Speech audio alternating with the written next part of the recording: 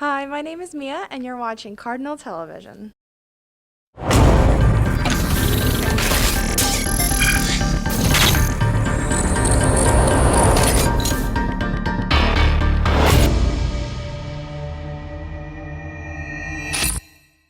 Hello and welcome to another edition of Fisher Football Focus. I'm your host, James Bailey. Well, it all comes down to this, everything hinging on the results of two games for the Cardinals, their game against Alfred and the Cortland-Ithaca game. A win at the very least against Alfred would give Fisher a share of the Empire 8 title. However, Alfred came into the game Saturday with the same stakes as Fisher, knowing that a win would guarantee a share of the conference crown. Let's see how it all played out. It was senior day at Growney Stadium, and all of Fisher's seniors were recognized with their families. While this was happening in Ithaca, Cortland was heading into the locker room with a 9-0 halftime lead. Back to Growney Stadium now, where James Chambers was running in from 1 yard out to give the Cardinals the lead. A missed extra point would leave the score 6-0. Into the second now, Alfred's Tyler Johnson drops back and finds Brandon Buish from 10 yards out to give Alfred a 7-6 lead. Back in Ithaca, Cortland would force a safety to take an 11-0 lead into the fourth quarter. Now back to Fisher. Chambers would get the ball and score again, this time from 7 yards out. The Cardinals would take a 13-7 lead that they'd keep into halftime. During halftime at Fisher, Ithaca claws back to within a field goal. With 2:17 left in the game, Ithaca would get the ball back with one more shot. We'll check back here for the result later. On Alfred's first drive of the second half, Johnson would look for the end zone, only to be denied by Fisher's Brandon Fuentes with this acrobatic interception. That would set up this.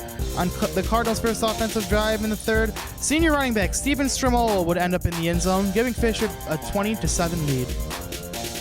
Then, early in the fourth quarter, senior Taylor Byrne would kick a 27-yard field goal and extend the Fisher lead to 23-7. With just a minute left in the game, Fisher would take an intentional safety. The score would move to 23-9. The idea was to make it more difficult for Alfred to complete a comeback.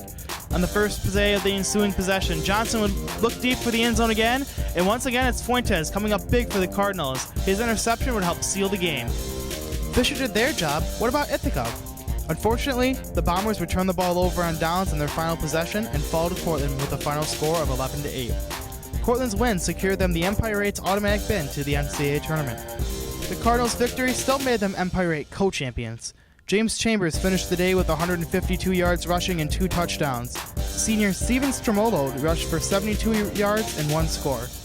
For the third week in a row, Brandon Fuentes ended up with 2 interceptions for the Cardinals. The Cardinals were invited to the James Lineup Bowl. The game will take place on Saturday, November 21st at 11 a.m. against the Westminster College Titans. The two teams share Thomas More as a common opponent, with Thomas More winning big in both games. The game will take place in New Britain, Connecticut, and be one of 6 ECAC Bowls. After the break, head coach Paul Vosberg is back, so don't leave.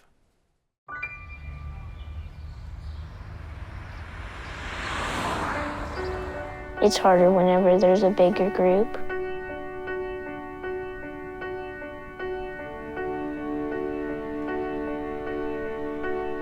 Pretty much a good day for me would be people leaving their hands off of me.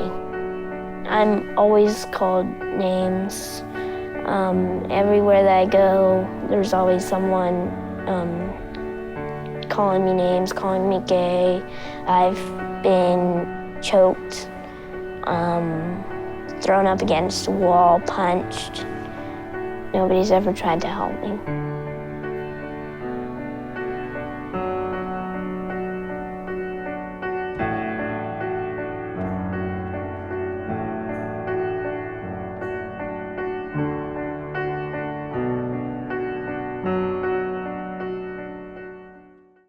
Hi, my name is Miles, and you're watching Cardinal Television. Welcome back to Fisher Football Focus, joined again by head coach Paul Vosberg. So, coach, your guys did exactly what they had to do this week. Another great performance kind of all around. And was this kind of something that you really expected, that given the win streak, you was kind of expected to go out there? I mean, you guys kind of took the lead early on, and Alfred tied it up early, but you guys kind of really had control for most of that game. Was this kind of the performance you expected out of your guys? Well, we expected our kids to play well, and we expected to win the game. We're very confident in our kids the way they're playing. But they did play extremely well. They controlled the line of scrimmage on both offense and defense and did a great job. You know, we were really high on how good Alfred was coming into the game. We thought that this was a very, very good football team. I know our defensive coordinator, Coach Fox, thought that this might be the best offensive team he was going to face all year long in the Empire 8 with their balance of throwing the ball and being able to run, and Tyler Johnson, the big offensive line. So I think we were concerned about that, and they were good on defense. So and we needed to be able to run the ball and control the football. So our kids did an outstanding job, and I think they played even better than we expected them to play. Yeah, defensively we saw a couple acrobatic interceptions from Brandon Fuentes. He'll be joining us later.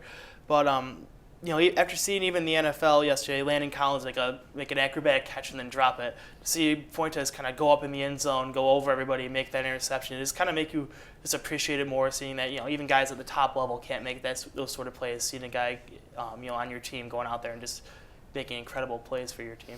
Yeah, Fuentes is a very good athlete, so it doesn't surprise us when he goes up off the ground like that. He can get up in the air, and he's got good hands. He's just a very good athlete, and so we've seen him make these plays before, and we kind of expect him to make those plays and catch it, and it was great. I mean, he's had 6 interceptions in the last 3 games, and that's outstanding in that. So he's had a great senior year, and we expect a great game from him this weekend.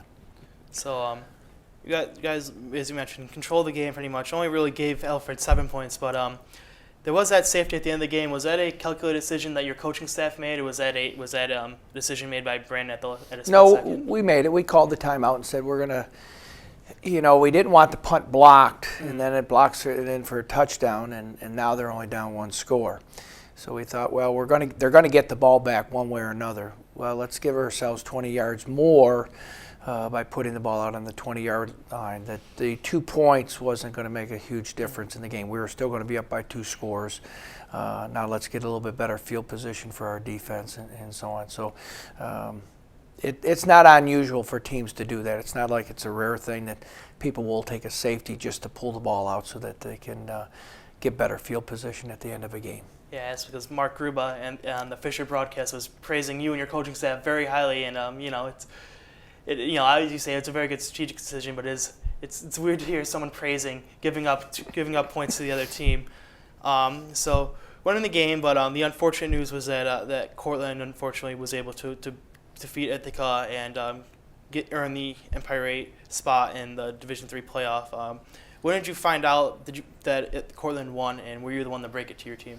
Well, we found out right at the end of the game, and so on, and our kids knew too. So I don't think I really broke the news to them. I think everybody broke the news to them. So, but it was a great job by our kids to win the last 6 games of the regular season and put themselves in position to possibly go to the NCAA playoffs. And when we were 1-3, that wasn't looking like this was going to happen. In fact, it didn't look like we were going to have much postseason. Didn't look like we were going to have a part of the Empire 8 championship. But our kids did a great job to get where they got to. Yeah, it is. Obviously not being the one that represents the 8 in the playoffs, but there's still a huge sense of pride to have your name be down as a co-Empire 8 champion after the tumultuous start your team had. Yeah, I think you're always proud of, it's not where you start that's so important, it's where you finish, and our kids finished strong. They did a great job, and they came along and became a very good football team by the end of the year. We weren't a very good football team in the beginning of the season. Our kids knew that, and the coaches knew that. But I think when we played in that Alfred game last Saturday, I think we were a very good football team that day against a very good football team. Yeah, and as a change, the 7-3 record, just looking at that doesn't tell the whole story. With the fact that you guys kind of ripped off 6 straight here at the end and kind of looked like a pretty dominant football team.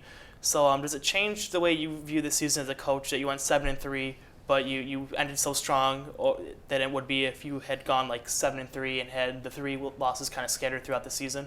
Yeah, I think this year's a little bit different because of where we came from and that we weren't very good early on, and we sucked it up and got after it, and our kids played better. And so I'm very proud of the kids and the coaches for the job that they did. I mean, a lot of people would have kicked the 10 in at 1-3, and our guys didn't do that. They just kept battling, and we had injuries and what have you, but they kept battling back, and they became a very good football team. And that's one of your goals. That's our number one goal every year, is just try to become the best football team we can become, whatever that is.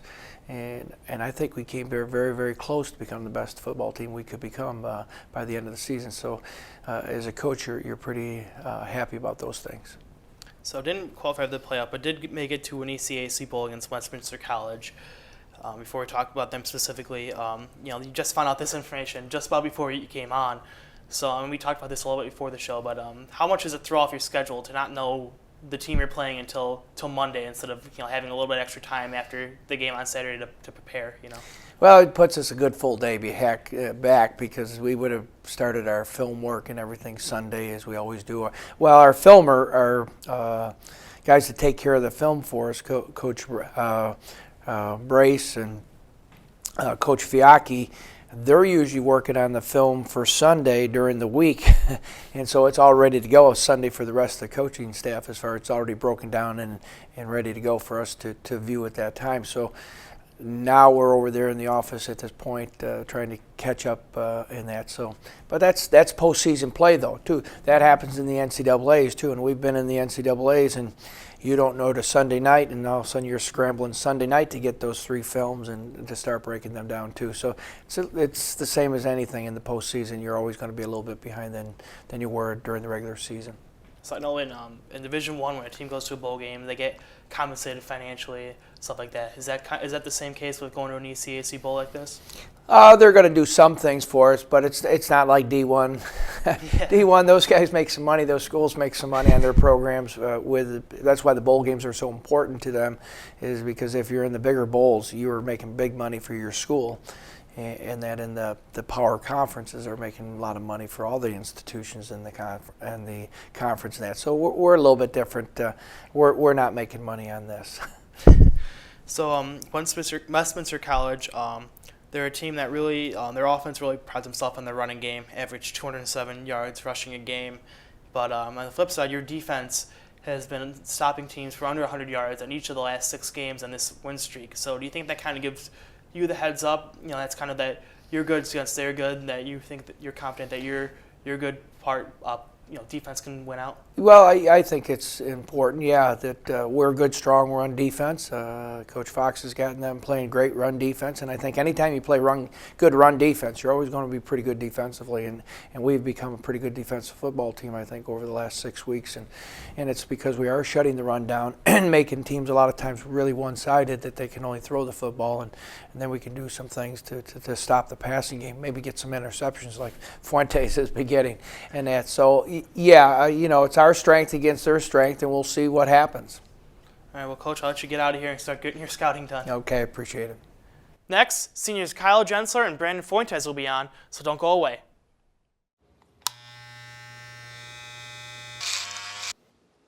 You've messed up your son's haircut. Mom? Do you A, try to fix it? Like it never happened. B, work with what you got? Or C, show solidarity? Thank you, baby. As a parent, there are no perfect answers. But you don't have to be perfect to be a perfect parent. Thousands of teens in foster care will love you just the same. We're going to welcome you back to Fisher Football Focus. I've got seniors Kyle Jensler and Brandon Fuentes on with me now. And so we're going to start with Kyle. You as a team had 270 yards rushing this past week. You've averaged 152 yards per game this season, and for the most part, the other offensive linemen I've had on have talked a lot about how much they just love running the ball. But you're a little different in that you're the left tackle, and that's kind of the position on the line known for being the best pass blocker. So are you kind of like your offensive lineman mates, that you like running the ball a lot, or are you not afraid to kind of drop back and have a lot of passes? Definitely not afraid to pass the ball, but it's always good. We always say before every game, if they can't stop us running the ball, then they can't stop our offense. So we always like to get our run game going, just overpower our opponent. Yeah, and you've had a pretty balanced rushing attack too, where we've had 3 backs really get in there. So does it make it easier as an offensive lineman? I know that even you even had Tony Fusk out this week, but you have all those guys in the backfield that they're gonna read your blocks and kind of see the hole and cut through there. Yeah, it's definitely nice to know that you can trust the guys coming in and they're gonna go in. They're gonna go in and they're gonna run downhill, get yards, and finish their runs. It's nice. And so, Brandon, you've had 2 interceptions in each of the last 3 weeks, really coming on strong here at the end. And I talked to Brandon Miller a little about this last week. Where kind of the seniors have been coming on strong here at the end. Do you think that's kind of a bit about that your career's running down, and you play hard every week, and the ball's been coming your way the past couple weeks? I just think the last few weeks we've just been coming together really good as a defense as well, offensively as well. But I mean, a lot of that attributes to our defensive line, our linebackers on blitzes getting a lot of pressure, and then just on the back end being at the right place at the right time and making a play on the ball. Yeah, in the last 2 weeks, actually, your interception kind of sealed the game. So, is that just like the elating feeling, just knowing that you just kind of sealed the game for your team and you guys have just pulled away with the victory? It's always a nice feeling, making a play for your team, knowing that you helped them to a W. But I mean, again, it's just being at the right place in the right time. And our defensive line, past few weeks, been doing a great job of getting a lot of pressure on the quarterback, which makes it a lot easier for us in the back end in the secondary. So. And so, back to Kyle now. Early in the season, you guys kind of struggled. We talked about you guys running the game. You guys struggled a little bit on offense in general, but a lot passing the ball. And we mentioned a lot on this show. Ever since coming back from being bench, kind of Matt Naden's been playing a lot better. And so we've heard it from Bobby Campese's perspective, the guy throwing the ball. But as an offensive lineman blocking for him, what have you noticed in Matt and kind of like the passing game in general that's been different in the second part of the season here when you guys have been ripping off this win streak? I don't think a lot has changed. I mean, it's good to have consistency back there and have a guy that you can trust. But I mean, we didn't have any problems with Danny either. But it's good to know that guy, he's going to stand in the pocket, he's going to make his throws, and he's going to execute the plays. And we kind of found a lot of consistency with that. It's nice. And so, Brandon, you're all over the place in the field. You start at corner, but you're also the starting punter. You return kicks. We've seen you in the slot a couple times on offense. Which of those roles do you really like playing the most? I mean, obviously I like playing corner the most because that's my signature position on the team. But I mean, I enjoy just doing as much as I can for the team and helping our team to victory any way I can. Yeah, and you've played a pretty big role in every single one of them. Actually, coming out there as punter, probably the role that on paper looks like the one you probably had the least amount of ability to make an explosive play. You go out there in the Courage Bowl and you rip out that 55-yard run, and Coach said that was a play that was on a design play. That was actually something that you came up with on the field. So is that you like that you had that much kind of like the power to kind of make your own decisions out there on the field? Yeah, it was just like watching film before. I saw a lot on their special teams, like their guys don't rush upfield a lot; they just bail. And it was just a rose call on that punt, so I wasn't rolling out. So I just was looking at the left side, and they bailed right away. So then we were down 14 points and needed a play, so I said, why not? And it turned out good for us. All right, so kind of a general question for either of you guys. I had all seniors on last week, and we really talked about how has it really hit you yet that your college career, you had the bowl game next weekend, but that's it, So has it really hit you that your 4 years are just about over here and that your college football career is almost over? I don't think it's quite hit me yet. I mean, I think after next week it might sink in a little more that it's really over. But right now we got one more game. Might as well live it up. Yeah, Brandon? Yeah, I mean, I agree with Kyle. It really hasn't set in yet, but I'm sure after next week's game it's definitely going to set in. But I mean, just knowing that's going to be our last game of our college career kind of sucks. You always want to strive for greatness and get to the best place, which is obviously the Stag Bowl in Salem, Virginia, but fell a little short this year, unfortunately. Yeah, and is it really disappointing to miss out on the playoffs? You guys have really come on strong. You're co-E8 champions, but is it kind of disappointing that you guys did play so well here, ripped off this dominant win streak, but still aren't in the NCAAs? It's definitely a disappointing feeling. Yeah, it's tough because we really tried. We did everything we could. We feel that, and then we just got let down at the end there, and then things didn't fall our way. But yeah, I agree. I mean, we like you said, we had a great win streak coming in to the end of the season, and unfortunately, we didn't get a bid. But I mean, it's our own fault. We didn't play well enough at the beginning of the year, and we left it into the committee's hands, and that's what happens when you do that. Yeah, and you are still in a ECAC bowl game this year, and you guys were also sophomores on the team that made a nice run to the quarterfinals a couple years ago. So NCAA tournament's not an easy thing. It's a lot of teams go years and years and years without making it. Mm-hmm. So is it some sort of consolation to know that even in your 4 years here, you were on a team that not only made it but made a nice run in that tournament? Yeah, I definitely think that was a great experience going to John Carroll. I remember before the game, some of our coaches were saying that their coaches were already making staying arrangements for the next week, already counting us out, and then upsetting them one of the biggest games in the country that year, and then going on to beat Hobart, and then flying down to Texas in a really great game against Mary Hardin Baylor. It was just an overall great experience, and definitely one of the things that I'm going to remember for the rest of my life. Yeah, it was definitely awesome to come in and make a run like that, especially knocking off teams where no one gave us a chance, and we came in and we beat them pretty handily and gave Mary Hardin Baylor a run for their money. Probably nice change up too, playing in Rochester, going down to Texas in December. Yeah. The funny part was we were thought like, oh, going to Texas is gonna be nice and warm, and actually, when we got there, it was colder there than it was in Rochester. Snowstorm. Yeah. Weird how it plays out like that. So, you have one game left this weekend. You guys go out there and it shows on the field. You guys go out there and play hard every week, but you guys are gonna be playing with a little bit more emotion, a little bit more toughness, knowing that this might likely will be your final time on a football field. Yeah, I think definitely a lot more emotions going to be playing into it, but I definitely think this one's going to be a lot more fun, just knowing that you're going out there one last time with your brothers, one last time to ball out with them. So. Yeah, I feel the same way. You get one last chance to go out there and give it our all, and we can leave everything on the field. So Brandon, we mentioned that you play all over the field. So answer this question for me. What would be your ideal play for you? Having a pick six or a kick return for a touchdown? Because I know you play both those sides of the field.